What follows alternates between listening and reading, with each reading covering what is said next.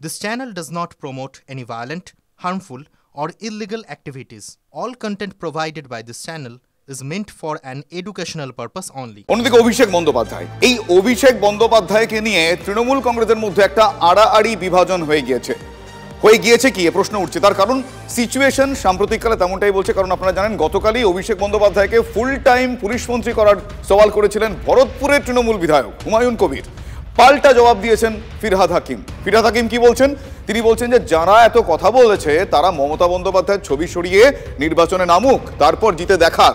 মমতা বন্দ্যোপাধ্যায়ের থেকে বলিষ্ঠ কেউ নন। ফলে এ কারণে অভিষেক বন্দ্যোপাধ্যায়কে নিয়ে একটা আড়াআড়ি বিভাজনের একটা পরিস্থিতি তৈরি হয়েছে বলে মনে করা হচ্ছে। একবার শোনাই তারা কি বলছেন। হুমায়ুন কবির গতকাল কি বলেছিলেন অভিষেক বন্দ্যোপাধ্যায় সম্বন্ধে আপনাদের শোনাবো। তারপর ববি হাকিম মানে ফিরহাদ হাকিম আজকে কি বলেছেন তার পাল্টা হিসেবে একবার শোনাই আপনাদের ব্যাক টু ব্যাক। মুখ্যমন্ত্রী চতুর্থবারের জন্য আবার মুখ্যমন্ত্রী হন, কিন্তু তার ডেপুটি হিসাবে অভিষেক বন্দ্যোপাধ্যায়ের অভিষেক হওয়া দাবি আমি রেখেছি। সেই সঙ্গে পুলিশ মন্ত্রীও অভিষেক বন্দ্যোপাধ্যায়কে চেয়েছি। ফুল টাইমের একজন পুলিশ মন্ত্রী থাকলে আমার মনে হয় তার নজর এড়িয়ে কোনো ভালো কাজ ছাড়া কোনো খারাপ কাজে পুলিশ লিপ্ত থাকতে পারবে না। আমি অভিষেকের ব্যাপারে জানবো না, কারণ বলবো না। তার কারণ হচ্ছে অভিষেক আমাদের সন্তান, ঠিক টাইমের সেগুলো আসবে। কিন্তু Mamata Banerjee is capable of doing everything. আমরা মমতা ব্যানার্জির ছবি লাগিয়ে জিতি। যারা বড় বড় কথা বলে না তাদের বলবো যে মমতা ব্যানার্জির ছবিটা সরিয়ে দিয়ে একটা ইলেকশন জিতে দেখা। ফলে সিচুয়েশন এমনটা, মমতা বন্দ্যোপাধ্যায় অভিষেক বন্দ্যোপাধ্যায় নিয়ে জোড়া ফুলে জোড়া শিবির। এ প্রসঙ্গে মদন মিত্র তিনি কি বলছেন সেটাও আপনাদের শোনাই। অভিষেক একটা খুব পাওয়ারফুল ইঞ্জিন। অভিষেক 1000 হর্স পাওয়ার লাগানো একটা ইঞ্জিন, টকবক করে ফুটছে। কিন্তু আমার মনে হয় সেটা কোথাও লাগাবার আগে মুর্শিদাবাদ যে এমএলএ বলছে তার মুখে একটা লাগাম লাগানো দরকার। অভিষেককে লাগাবে কিনা মমতা ব্যানার্জি আছেন তো। অর্থাৎ এই কারণে পরপর এই বক্তব্যগুলো শোনার পর আপনারাও শুনলেন, এই কারণে এই পরিস্থিতি একটা সেখানে তৈরি হয়েছে। মমতা বন্দ্যোপাধ্যায় এবং অভিষেক বন্দ্যোপাধ্যায়কে নিয়ে জোড়া ফুলে তাহলে কি একটা জোড়া শিবির, আলাদা আলাদা বিভাজন। আর সে নিয়ে বিতর্কের মধ্যে এবার মুখ খুলেছেন জাভেদ খান। তিনি কি বলেছেন? তিনি বলেছেন নতুনদের সবসময় এগিয়ে আনতে হবে। দলের সংগঠন পরিচালনায় নতুনদের ভূমিকা গুরুত্বপূর্ণ। অভিষেক বন্দ্যোপাধ্যায়কে নিয়ে যদি আলোচনা হয় এবং দলের মধ্যে সিদ্ধান্ত হয় সেটা আমরা অবশ্যই মেনে নেব। ফলে নতুনদের তিনি অগ্রাধিকার দিচ্ছেন। কিন্তু এখন মমতা বন্দ্যোপাধ্যায়ের থেকে গুরুত্বপূর্ণ দলে কিছু নয়। মমতা বন্দ্যোপাধ্যায় ছাড়া এই দল এবং আমরা শূন্য, এটা প্রত্যেকে মাথায় রাখতে হবে, এমনটা বলছেন জাভেদ খান। মমতা ব্যানার্জি হচ্ছে গ্রাসরুট থেকে লড়াকু। সেই জায়গা মমতা ব্যানার্জির কাছে আমার মনে হয় আমরা সব জিরো। এখন নতুন প্রজন্মর আমাদের দরকার আছে, এটা অস্বীকার করা যাবে না। আমার মনে হয় অভিষেক ব্যানার্জিকে যদি আমাদের নেত্রী মনে করে কোনো দায়িত্ব দেওয়ার, সে নিশ্চয়ই নেবে এবং খুব ভালোভাবে সে চালাবে। কিন্তু যার বক্তব্যে বিষয়টা ইনিশিয়েট করে মানে হুমায়ুন কবির, ফিরহাদ হাকিম হুমায়ুন কবিরের মন্তব্যের তীব্র আক্রমণ করেছেন। আপনাদের শোনালাম তার বক্তব্য। কিন্তু এই হুমায়ুনের পাশে আরেক হুমায়ুন দাঁড়িয়েছেন। ভরতপুরের বিধায়ক হুমায়ুন কবিরকে সমর্থন করে ডেবরার বিধায়ক হুমায়ুন কবির তিনি কি বলেছেন টিভি9 বাংলার ক্যামেরার সামনে। ভরতপুরের বিধায়কও বললেন হুমায়ুন ঠিক বলেছেন, অভিষেক স্বরাষ্ট্রমন্ত্রী হলে ভালো হয়। মমতা অভিষেক কম্বিনেশন কাজ করলে প্রশাসন গতি পাবে। ফলে এক হুমায়ুনকে সমর্থন আরেক হুমায়ুনের। এটা উনি বলেছেন, সঠিকভাবেই বলেছেন। অভিষেক বন্দ্যোপাধ্যায় ভালো পুলিশ মন্ত্রী হবেন? খারাপ কিছু হবে না, ভালোই হবে না আমার ধারণা। এক সময় না এক সময় হয়তো হবেনি। ম্যাডামের বয়স হচ্ছে, এক সময় না এক সময় তো ছেড়ে দেবেন, দিতেই হয়, সবাইকেই ছাড়তে হয়। প্রশাসনে আসলে কেমন হবে?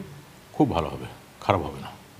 মানে যেহেতু উনি কম কথা বলেন, অনেক কম লোকের সঙ্গে মেশেন, ভেবে চিনতে এই সমস্ত কথাগুলো বলেন। ফলে আপনারা শুনলেন ভরতপুরের বিধায়ক হুমায়ুন কবিরের বক্তব্যকে একমত হলেন বিধায়ক হুমায়ুন কবির। মানে এক হুমায়ুনকে, মানে ভরতপুরের হুমায়ুন কবিরকে সমর্থন করে ডেবরার বিধায়ক হুমায়ুন কবির তিনি বললেন যে তিনি সমর্থন জানান তার বক্তব্যে। আমি অভিষেক বন্দ্যোপাধ্যায়ের যোগ্যতা সম্পর্কে আমি উচ্ছ্বসিত প্রশংসা করি, এ ব্যাপারে তো কোনো অসুবিধা নেই।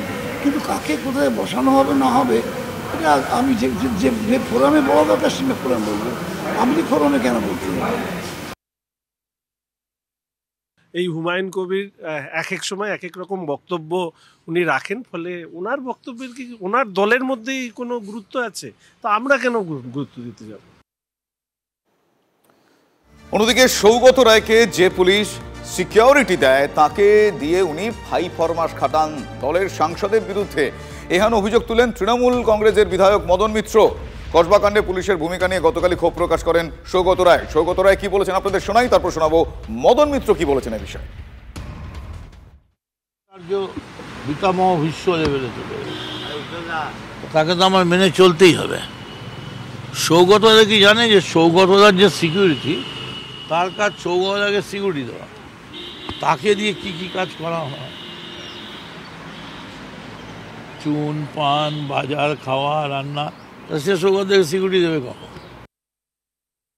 এটা ঠিকই যে এই বাইরের থেকে লোক এসে মুঙ্গেরের পিস্তল দিয়ে গুলি করবে, এটা একটা পুলিশের ব্যর্থতা আছে। সেটা ফিরহাদ হাকিম আমাদের মেয়র পরিষ্কার বলেছেন, মুখ্যমন্ত্রী বলছেন বেআইনি অস্ত্র সব ধরো, তা সত্ত্বেও কেন পারছেন? ব্যর্থতা। বিহার থেকে কি করে আসতে পারে অস্ত্র?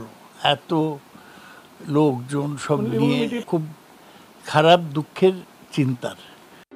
অন্যদিকে প্যাসেঞ্জার ট্রেনে লরির ধাক্কা, ঝাড়খণ্ডের জসিডির কাছে কুমড়াবাঁধ এবং রোহিণী হল্ট স্টেশনের সামনে ঘটনা ঘটে। জসিডি ও শঙ্করপুরের মাঝে জসিডি আসানসোল মেমু প্যাসেঞ্জার ট্রাকে ধাক্কা লাগে। ঝাঁঝা থেকে আসানসোলের দিকে ডাউন লাইনে ট্রেন চলাচল আপাতত বন্ধ। কি পরিস্থিতি আমি জানবো আমার সহকর্মী চন্দ্রশেখরের কাছ থেকে। চন্দ্রশেখর, এই মুহূর্তে পরিস্থিতি কিরকম? তাতে এই মুহূর্তে পরিস্থিতি ডাউন লাইনে যে ট্রেন চলাচল একেবারে বন্ধ। অর্থাৎ জসিডি থেকে হাওড়ার দিকে যে সমস্ত ট্রেনগুলি যাওয়ার ছিল সেগুলি কিন্তু এখন একেবারেই বন্ধ রয়েছে। কারণ যে জায়গায় ঘটনাটি ঘটেছে এটা হচ্ছে Kumrabandh Rohini halt station, Asansol rail division আন্ডারে। এবং এই জায়গাটি এখানে রক্ষীবিহীন একটা ট্রেন রেল ক্রসিং, সেই রেল ক্রসিংয়েই হঠাৎ করে একটি অ্যাডভেস্টা বোঝায় লরি ঢুকে পড়ে এবং প্যাসেঞ্জার বা মেমু ট্রেনটা যখন আসছিল তখন প্যাসেঞ্জার ট্রেনের সঙ্গে সেই লরিটি ধাক্কা লাগে। যদিও এই ঘটনায় প্যাসেঞ্জার কিংবা লরির চালক বা খালাসি কেউ কিন্তু হতাহত হয়নি।